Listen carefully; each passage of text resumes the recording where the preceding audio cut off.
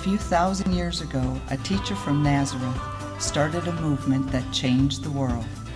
It was a movement that challenged the religious institution of his day, freed people from their spiritual burdens, and gave hope to people who were in despair. This movement didn't begin with a political rally, a campaign, or an attempt to gather a large group of supporters.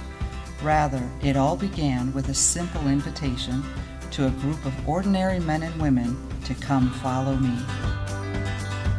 It wasn't an invitation to become super religious, but an invitation to a relationship with Jesus to discover who he was. This group of men and women spent time with Jesus. They ate meals together. They traveled with him. They listened to him teach and participated in his ministry. And at some point during their discovery process, they became fully devoted followers of Jesus. They became his disciples. Now, disciple is just a fancy word for learner. Essentially, this group of men and women spent time with Jesus so that they could learn to become more like Jesus and do the things he was doing. And the more time they spent with Jesus, the more they came to believe that he was who he said he was. He was the restorer of the entire world.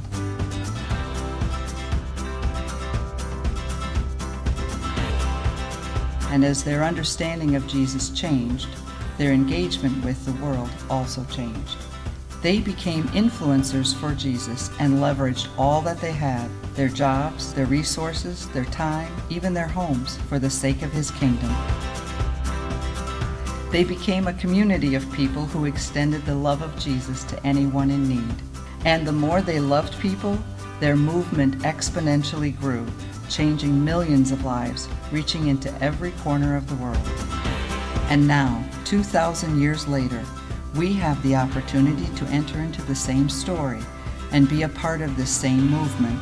We have the opportunity to be people who influence our communities and neighborhoods for the sake of Christ. But it all starts with saying yes to the same invitation that was given 2,000 years ago. It's an invitation to be with Jesus, to discover who he is, to learn from him, so that we can become like him. And what if, by saying yes, you begin a journey towards becoming who you were truly meant to be? A catalyst for love in the world. This is Meadowbrook Church. This is who we are. This is who we're becoming. We are a group of ordinary men and women following Jesus who are called to be a part of an extraordinary movement to influence the world.